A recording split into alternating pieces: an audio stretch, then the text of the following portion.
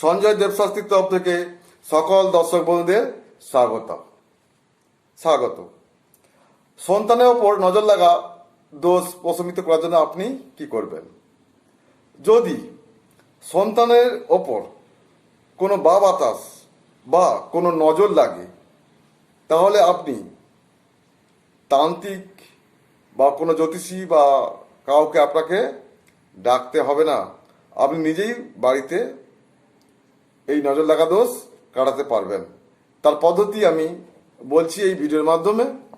নজর লাগা দোষ প্রশমিত করার যে সুন্দর এবং অত্যন্ত সহজ উপায় সম্পর্কে আমি আলোচনা করছি।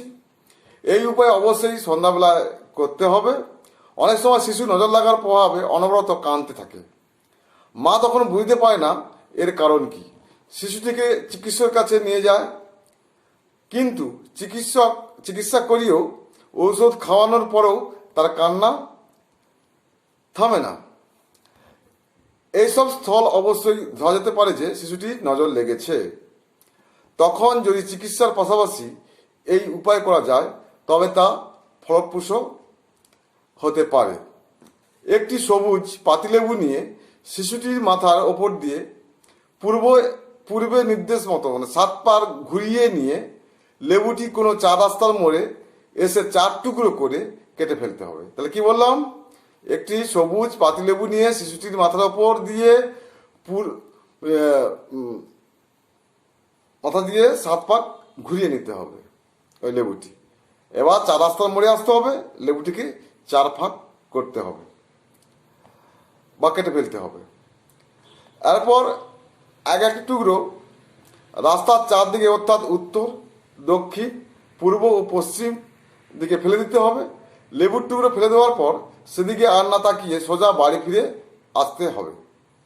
বাড়ি এসে অবশ্যই হাত পা ভালো করে ধুয়ে নিতে হবে। এর ফলে শিশুটি ধীরে ধীরে সুস্থ হয়ে উঠবে। কিন্তু যদি নজর লাগার প্রভাব অত্যন্ত বেশি হয়, তবে একদিন এই ক্রিয়া করে বিশেষ উপকার লাভ নাও হতে পারে। যদি নজর লাগার দোষ বেশি হয়, সেক্ষেত্রে একইভাবে এই ক্রিয়া পরপর 3 থেকে 7 দিন সমান অনুপাতে, যেমন যে সময় করা হয় সেই সমান অনুপাতে করলে সুফল লাভ করা সম্ভব হবে। তাছাড়া এই ক্রিয়া যে সমস্ত শিশু প্রায় অসুখে ভোগে তাদের জন্য করা যেতে পারে।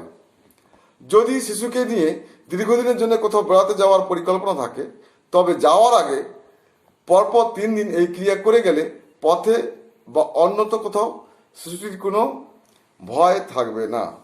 তাহলে বললেন সহজ পদ্ধতি কিভাবে শিশুকে নজর লাগা থেকে বাঁচাবে, তাই নিয়ে এই ভিডিও। আপনারা ভালো থাকবেন, সুস্থ থাকবেন। নমস্কার।